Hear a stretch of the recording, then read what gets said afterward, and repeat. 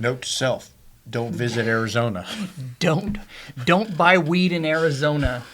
Unless it's legal. It might be legal there, actually. Don't buy pills in Arizona. Stay away from T-shirts and chain gangs.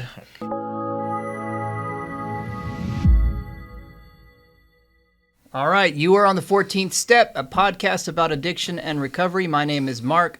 I am a professional counselor and a recovering addict. My name is Skip. I'm a recovery coach and a recovering addict. We are going to react to a video today by Johan Hari, who is a person that says a quote that I really like. And his kind of claim to fame is that he says that the opposite of addiction is not abstinence. It's connection. Yes. And so he's really connecting addiction to isolation. Yep. And how it's not so much about the drug itself. Mm-hmm. And he calls it the hooks. Yeah, the chemical hooks, chemical which hooks would of be the the drug. pleasurable feeling of the drug or the biological change that the drug has. He's saying what's more critical is the sense of isolation that addicts have, and the drugs kind of medicate that. Yes. And he's talking about the implications of that on public policy and how we treat people who are addicts. Yes. So let's watch it a little bit. Yeah. And I can see, I've got over by my seat there a bottle of water, right? I'm looking at lots of you, and lots of you have bottles of water with you, right? Forget drugs, forget the drug war. Totally legally, all of those bottles of water could be bottles of vodka, right? We could all be getting drunk, I might after this. But we're not, right? Now, because you've been able to afford the approximately a gazillion pounds that it costs to get into a TED Talk, I'm guessing you guys could afford to be drinking vodka for the next 6 months. You wouldn't end up homeless. You're not going to do that. And the reason you're not going to do that is not because anyone's stopping you. It's because you've got bonds and connections that you want to be present for. You've got work you love. You've got people you love. You've got healthy relationships. And a core part of addiction, I came to think, and I believe the evidence suggests, is about not being able to bear to be present in your life. Now, this has really significant implications. The most obvious implications are for the war on drugs, right? In Arizona, I went out with a group of women who were made to wear T-shirts saying I was a drug addict and go out on chain gangs and dig graves while members of the public could jeer at them.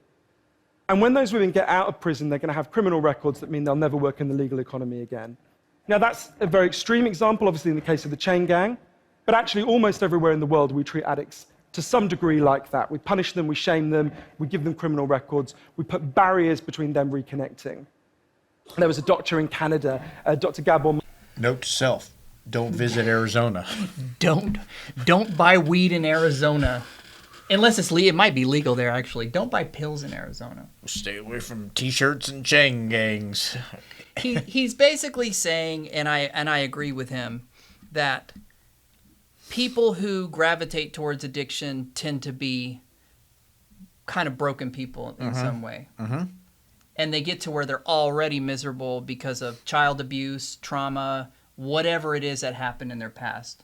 And he's contrasting that with people in the audience, which is kind of superficial, but he's saying, you guys probably have decent lives, and so you probably are not going to be prone to alcoholism or addiction. And I think that's a little flimsy, but that's what he's saying. Yeah. The good part about what he's saying is that if you take an already broken person and you break them down more in a legal system that isolates people, makes it harder for them to get jobs, and puts them back at square one, you are not going to solve a drug problem. And we have seen that bear out in this country because since the war on drugs in 1979 or 80, where it was this huge push to legally crack down and have huge punishment, mandatory sentences on drug users, the use of drugs has actually exponentially increased. Yes. Yep. And his point is you're not going to shame, punish, or isolate someone into wanting to not do drugs. And we see that. It's not, to me, it's not, this is not just theoretical. We have seen that play out in Texas, in everywhere that, in the United States, because we have had a very punitive system of punishing people, and it simply has not worked. And you can say all day that, well, we need to punish drug users, but if your goal is to curb drug use, then I don't know how effective that is, because we have not seen that. Right, and his point is, and it's very well taken, is he's saying people use drugs because they want to feel better about themselves. So if your system of trying to help them get off drugs is to make them feel worse about themselves, then all you're doing is adding to the situation. We've got to figure out a way to give people some self-worth, some relationships, and a reason to engage with life. And I'm just saying that's what it is. I don't know how to do that. I would say I can give you some great head starts and we can sit there and talk about it. But he uses an example, and I'm not sure if he does it here. I heard him do another talk. He talking about the experiment with rats and heroin. Have you heard this? Yeah, the rat park. He talks about putting a rat by itself and putting a water bottle that's got heroin in it and another water bottle with water. Well, the rat is completely by itself, and after a certain amount of time, it goes to the heroin over and over and over again. Then he puts the same 2 water bottles in another giant cage that has a lot of rats. It has all kind of activities for them to do in there. It's got food. They never have to search for food. They've got other rats to play with, relationships, etc. None of them ever touch the heroin.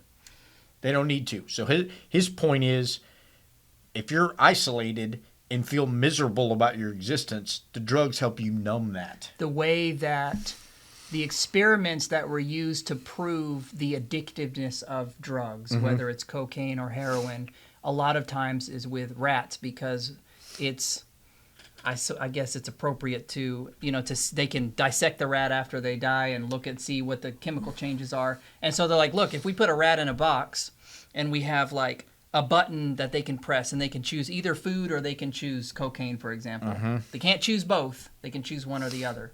The rat is going to choose cocaine over and over again until it basically starves to death. And so they will see, look, the cocaine is causing the rat to have this kind of behavior.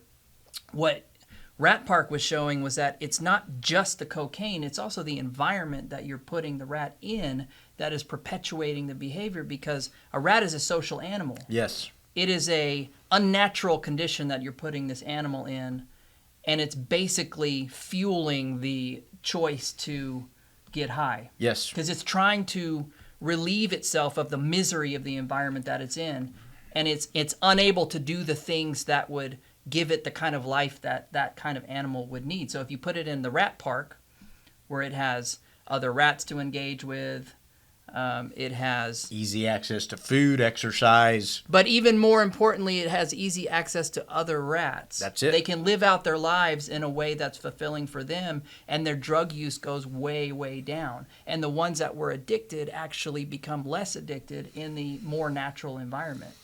So what he's saying is, if you put it to people, if you take a drug-addicted person and you essentially put them in a box to punish them for it, isolation, prison, you are only going to perpetuate the addiction. I don't think that drugs should be legalized across the board, but I do think that drug use should be decriminalized. I think we need a separate system to treat drug addicts than people who commit crimes. And I think there needs to be a legal difference between using drugs and committing a crime. They need to separate those things out. Right. Now, it does cross over.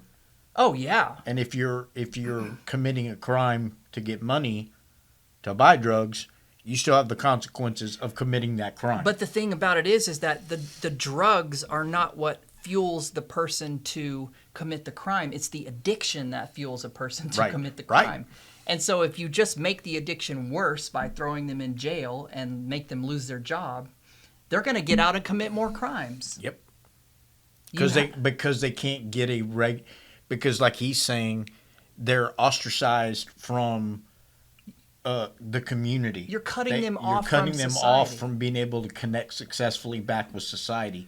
And it's repeat offenders over and over and over again. And then you have Skid Row, or you have whatever. You're taking away what dignity they feel they have. Jail is a really cruel place, and I understand if you have dangerous criminals that you have to separate from society. That's an appropriate place for people to be. But I don't think that someone is a criminal simply by virtue of the fact that they're a drug addict. Right.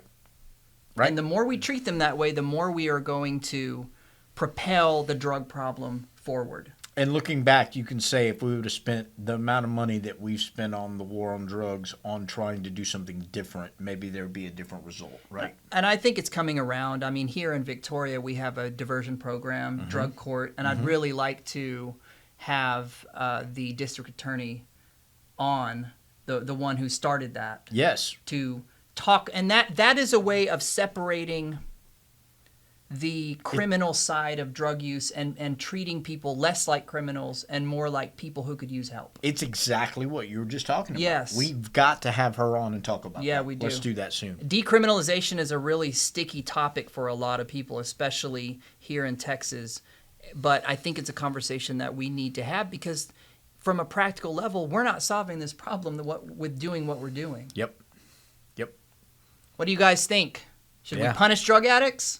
Or do you feel like trying to help them connect to society is coddling people? Do you think it's just enabling people? I know there's a lot of strong opinions about this. Let us know in the comments. We would love to hear from you, and thanks for watching. Please like and subscribe so that we can continue spreading the good word. That's right. That's right. Thanks, guys.